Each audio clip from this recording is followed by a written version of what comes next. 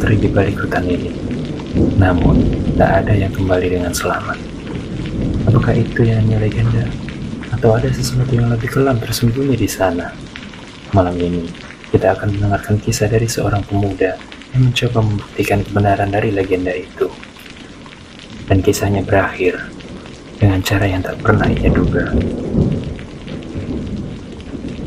Namanya adalah Dimas, seorang pemuda yang penasaran, penuh keberanian, dan tidak percaya pada cerita-cerita mistis yang sering beredar di desanya. Ia mendengar banyak kisah tentang hutan itu, tentang sosok kuntilanak yang katanya menghantui siapapun yang berani memasuki wilayah terlarang itu. Namun, Dimas tak merasa takut.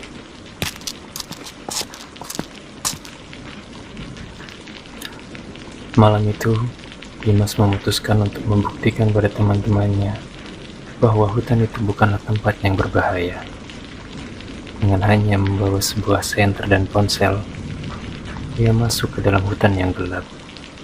Semua suara malam yang biasa terdengar, seperti desiran angin dan suara hewan liar, terasa begitu menakutkan. Tapi Dimas tetap melangkah dengan keyakinan bahwa itu semua hanyalah cerita belaka. Semakin dalam Dimas masuk ke dalam hutan, semakin terasa hawa dingin yang merasuk tubuhnya. Senter yang ia bawa tiba-tiba berkelap-kelip, menambah ketegangan yang meliputi dirinya. Lalu, ia mendengar sesuatu yang aneh.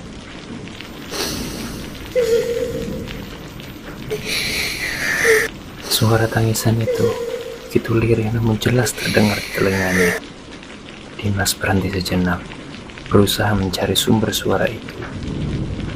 Ini pasti suara hewan, pikirnya, mencoba menenangkan diri. Tapi semakin ia berjalan, semakin jelas suara tangisan itu terdengar, semakin dekat. Rasanya seperti suara itu berasal dari dalam hutan. Dimas mulai merasa tidak nyaman. Suara itu tidak hanya terdengar semakin dekat, tapi juga terdengar seperti suara wanita yang menangis dengan sangat pilu. Ia berusaha mengabaikannya dan terus berjalan. Tapi tiba-tiba sesosok bayangan putih melintas di hadapannya, sangat cepat, seolah melayang. Rasa takut mulai menguasai dirinya, jantungnya berdegup kencang. Siapa itu? Pikirnya.